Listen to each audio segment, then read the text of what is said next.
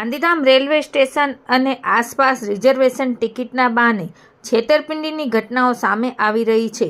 ઠગ ટોળકીએ એક જ modus operandi અપનાવીને 3 લોકોને નિશાન બનાવ્યા છે. તાજેતરમાં ઝારખંડના બિરેન્દ્ર ભોક્તાને મામા ટીટી હોવાનો દાવો કરનાર શખ્સે ગરબા એક્સપ્રેસની ટિકિટ અપાવવાના બહાને એટીએમ કાર્ડ અને મોબાઈલ લઈ 14,000ની છેતરપિંડી કરી હતી.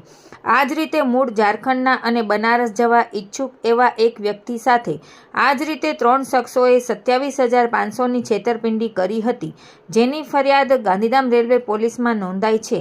આ ઉપરાંત આ જ મોડસ ઓપરેન્ડીથી આજરોજ ફરીથી 3 ઠગબાજોએ 13,500ની છેતરપિંડી કરી હોવાનો વધુ એક બનાવ નોંધાયો છે.